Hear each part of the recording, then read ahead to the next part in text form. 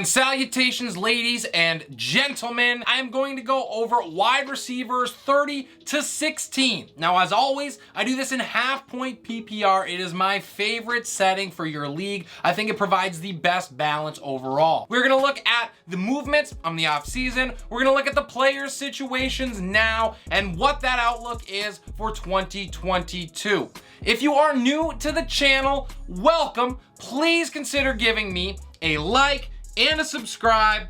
All the support that I get means so very much to me, and it helps me out a ton. I cannot thank my current subscribers out there enough. I could not do this without you guys. I'm gonna be doing a separate video on wide receivers 15 to my number one option this season, and then quarterbacks are gonna be coming out in the following week. I will probably just be doing quarterbacks 15 to 1, but I may end up doing another video on 30 to 15, somewhere around there, to help those in 2QB leagues. I would love to hear your guys' thoughts on my rankings. As always, the engagement is so appreciated. With that done and out of the way, let's get into this version of wide receiver rankings.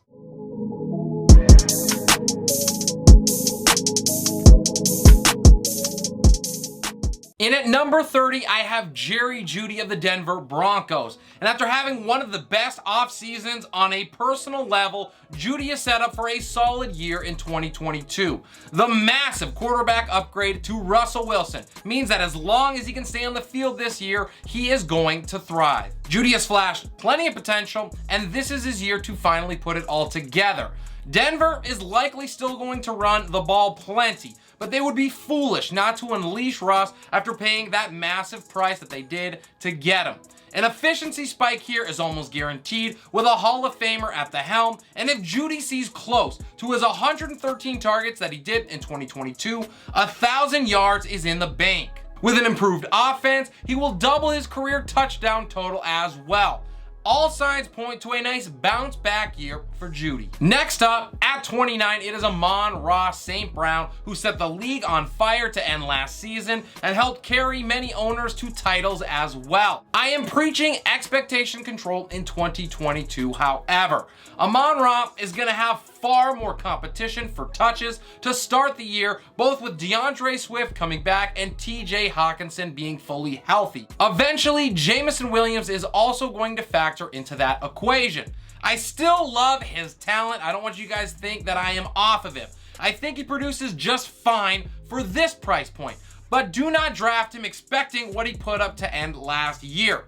In an improved Lions offense, Brown is going to threaten wide receiver 2 numbers, and he could be a sell-high candidate once Williams returns if he takes that wide receiver 1 role. In an improved Lions offense, St. Brown is going to threaten wide receiver 2 numbers, and he could be a sell-high candidate as Williams is eased into the offense. On to 28, and it is Allen Robinson II, who gets a chance for a second life after rotting away in Chicago last year. The question on everyone's mind is going to be, does this guy actually still have it? Robinson absolutely tanked in 2021 after being taken early on in drafts by many owners. And I get that it might be hard to jump in with both feet, especially if you were bit by him last season, and that is why context from what happened last year is so important. Cut and dry, there was basically no chance of success in the Bears offense last year with a rookie quarterback that was set up for failure and an offensive line that ranked near the bottom of the league.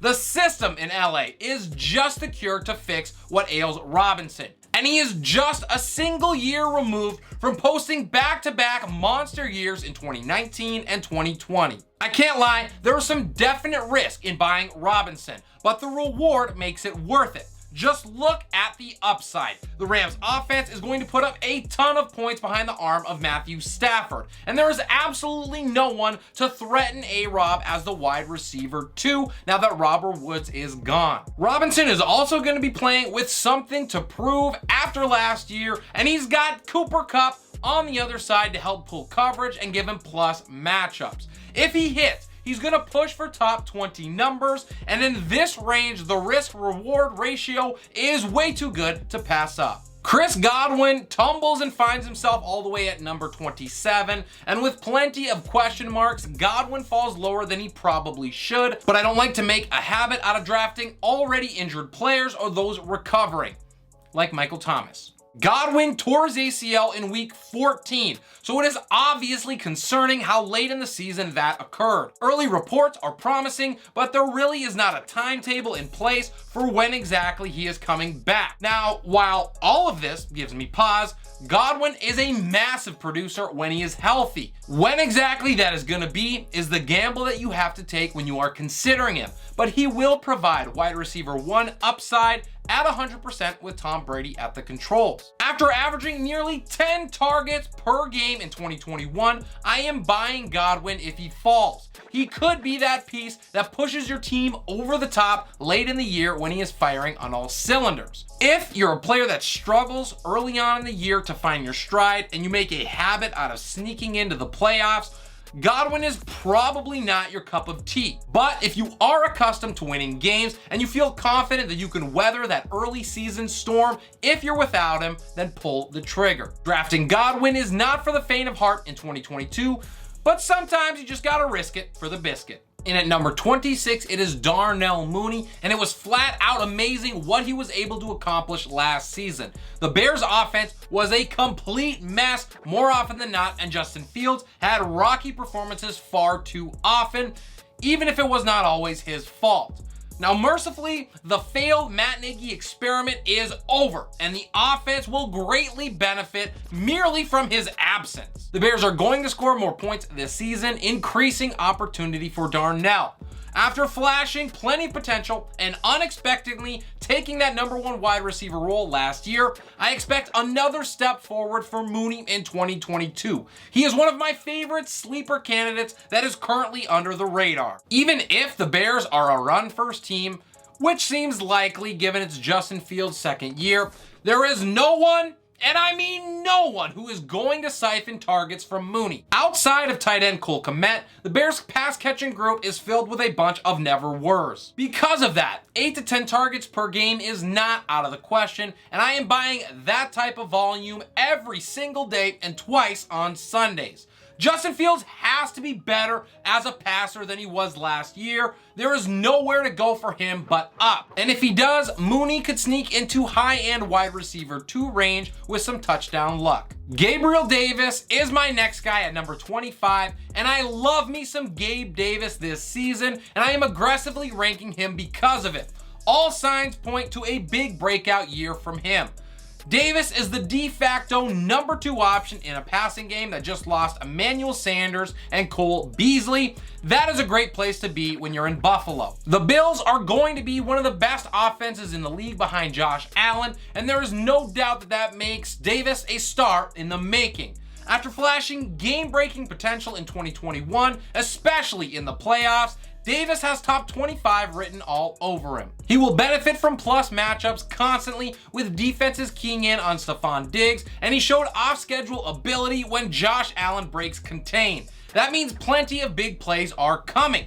I would not be surprised if Davis doubles his totals from last year, and I am taking him a round early if I have to secure his services in every league possible. We now get into the wide receiver 2s, and at 24 it is Marquise Brown.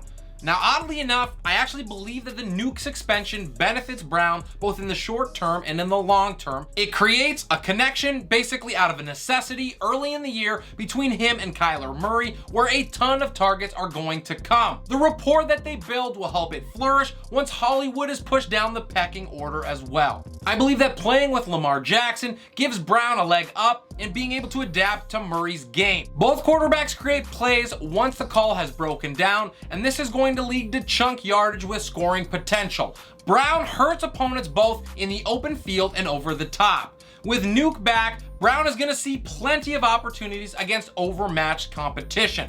The Cardinals, we know they're going to score points, and if Murray can return to his pre-injury form and make another run at that MVP, Hollywood stands to benefit. My 23rd player is Rashod Bateman, and he is set to explode based on the exit of Brown. With just Mark Andrews to pull targets away, Rashod is going to see a ton of looks. With Devin Duvernay and James Prochet as really the only other viable wide receiver options, how could he not? Bateman flashed big-time potential with limited opportunity after coming into the season late while recovering from injury. I believe that he has what it takes to break out as the wide receiver 1 for Baltimore after a full offseason with Jackson and more time to dive into the playbook. A full season of Lamar will be a difference maker, as Bateman was still able to produce 500 yards, playing catch-up and catching passes from Tyler Huntley far too often last year. After being eased into the offense in 2021,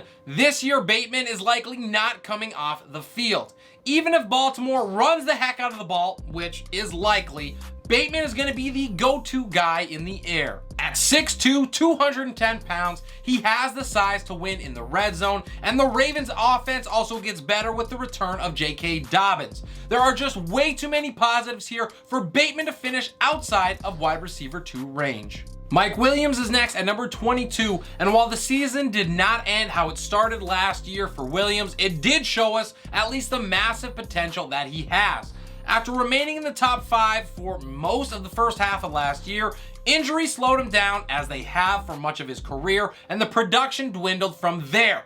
This, and only this, is the thing that is keeping Williams from a higher ranking. The Chargers have one of the most talented rosters in the league, and their offensive firepower plants them firmly in that top 5 conversation. They have a young, ascending quarterback who just threw for 5,000 yards and another stud wideout on the other end to help pull coverage. If you're one of the people who think that Williams can actually play 17 games, then I would not blame you for taking him in the top 20, and the top 15 would not be too egregious either. Even with his injury risk, he provides big-time upside for a player being drafted near the bottom of wide receiver 2 land. Mike Williams wins in contested catch situations and is dangerous inside the 20s. And while I do not anticipate another top 10 finish, it is certainly in the cards if things break right. In at number 21, I have Brandin Cooks.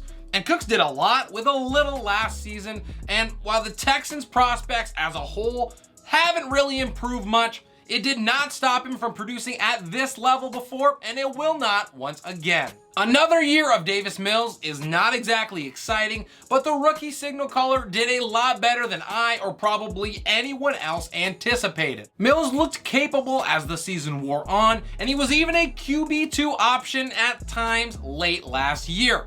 Another offseason is certainly going to help him, and that stands to also benefit Cooks, who does nothing but produce no matter where he is and what situation he is faced with. The volume is what we are buying here, and Cooks is likely going to be near the top of the league once again in that regard. He saw the 12th most targets in the league last year, and there is no reason to think that that is going to change. The Texans are going to be behind and throwing a lot, and there's not even a running back to feed that Cooks has to worry about in Houston either. You can put him down for another 1,000-yard season, just like he's had in 6 out of his last 7. Tumbling down to number 20, it is DK Metcalf. And I know I am way down on DK this year, but things could not have gone worse for him during the offseason. You start with the loss of Russell Wilson, and that is a blow that cannot be understated. Metcalf certainly has the talent to overcome it to an extent, but the days of him producing wide receiver 1 numbers are over. Seattle is going to be a ground and pound defensive-minded type of team. I expect the Seahawks offense to struggle and scoring opportunities to vanish, which is a big part of what makes Metcalf a weekly viable option after scoring a dozen times last year. The good news is those negative game scripts should at least mean that more garbage points are inbound. He will still have those weeks where he wins a matchup, makes an incredible play, and puts a big stat line up. But I fear it is going to be really hard to gauge exactly when that is going to happen. This is a bet purely on the size, the talent, and the athleticism that Metcalf possesses. He is just too good to drop any further. That brings us to 19, where we find Courtland Sutton.